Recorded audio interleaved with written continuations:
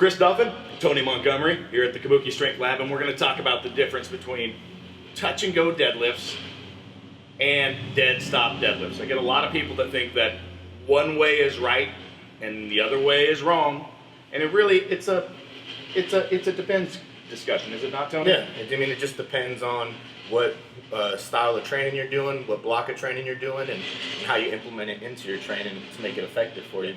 And your needs as an athlete. So we're going to talk a little bit about that. But first, I want you to understand something, and that there is one thing that applies across both of these, and we're going to come to that in the end of this discussion. But it's keeping tightness off the start of the pull. So it's very important for both touch and go deadlifts and dead stop deadlifts, and a lot of people that do dead stop deadlifts for reps end up not understanding this and doing it and risking injury. So we'll save that to the end because we're going to do some demonstration.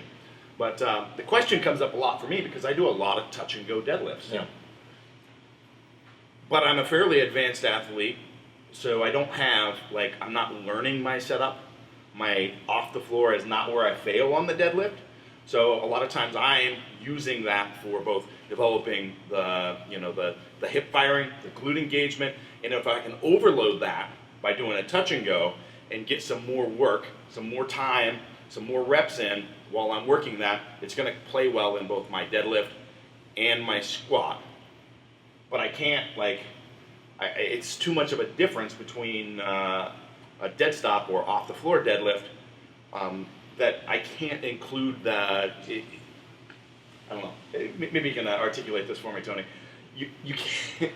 Yeah, you can't say whatever you do for a touch and go is going to be equivalent to what you do for a dead stop as far as how you would pick attempts or what your 1 rep max would be.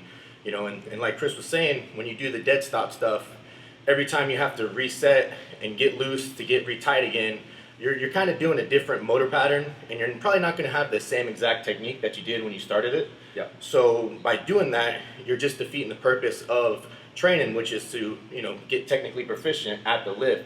So by being able to keep that tightness, you're going to be able to transfer that over to whenever you're doing other stuff. It's just equivalent to bench press. If you're doing pause bench, you don't relax on your chest and then get re-tight again and then press it. It's not gonna have a good carryover, and it's gonna be very detrimental to your actual deadlifting. Yeah. And so the point there with the touch and go and the carryover too is that don't let the ego play a role. Right. If I can deadlift something touch and go for a triple, you can't use a rep calculator and project out your rep, your single off the floor. That triple might actually be your max. Right. Yeah. There's just enough of a difference between those two. But what that means is, it does have an advantage and it does have a place. Now, for a lot of newer to intermediate lifters, I think that the dead stop is a lot of times the most applicable because the setup determines the lift. There is so much about the positioning and the tightness and the ability to get into that, and that controls everything that happens in the lift. So you've got to refine that. You've got to practice it. It's skill development. And so, every time that you do a setup is an opportunity to practice and do that. Right. So it's extremely critical to do that. If you want to get your single up off the floor and improve your max, you need to practice for that. Yeah. So understand, when I'm doing my touch and go deadlift, I'm working on, other things that are going to play a role in those other lifts, but I'm not necessarily practicing that lift the way that it should be done. Right, yeah. Like Chris is saying, once you get the technique down, then you can start adding different variables, different variations, but you got to take the time to perfect that 1 rep technique, and by doing it correctly. And then you can start doing the touch and goes, because you get more time under tension, you learn how to stay tight on the way down, which is going to create more muscle growth, which is the whole point of getting more reps, is to create more muscle growth, more time under tension, and to perfect the form. And if your form's not perfect to begin with, doing touch and go is only going to be more detrimental to that. Exactly. So adding the pause in and doing that, make sure that's perfect every single 1 rep. Just count it as, if you're doing triples, just count it as 1 rep, 1 rep, 1 rep, and that's a set. And I think that'll be a lot more applicable to the intermediate and novice lifters for sure. Definitely. So there is no fixed answer. One is not right, one is not wrong. They are just different and have different uses, which is powerful. So the one thing that is imperative across both is that you must be tight. You must have good tension in the muscles. You must have a nice tight core when that bar breaks off the ground. So if you're what I call cold, loose, when you approach, or when that bar breaks off the ground, that's where you're going to see, you're going to go into flexion, you're going to lose, you're going to load the joints incorrectly. A lot of things that are going to happen. One, it's going to be practicing poor technique. We don't want to do that. Right.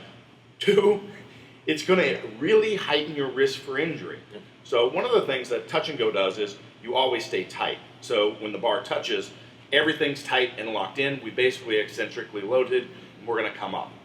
So dead stop does the same thing if you set up every rep.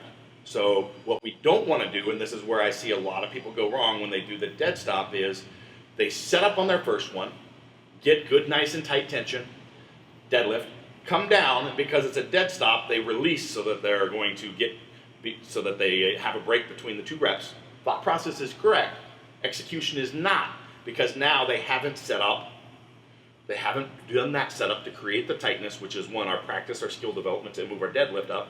Two, now they're hitting the bar cold, and they're going to have a very increased risk of injury. And again, you're not practicing the skill development piece of it. So I'm going to demonstrate really quick.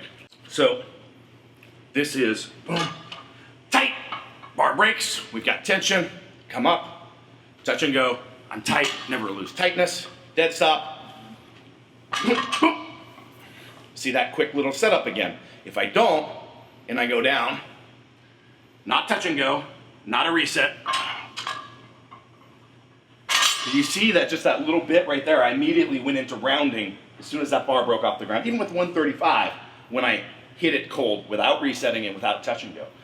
That is wrong. That is the only piece of this discussion that has a right or wrong answer. And I want to make sure that you have that as a takeaway.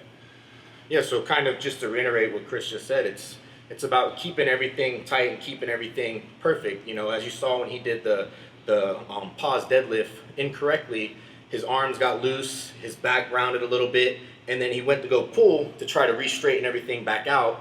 And if it was tight and perfect to begin with, then he would have to do that, which, like he said, would lead to more injury by having to relax and then all of a sudden get extremely tight again to create force to move that bar like you did the first time.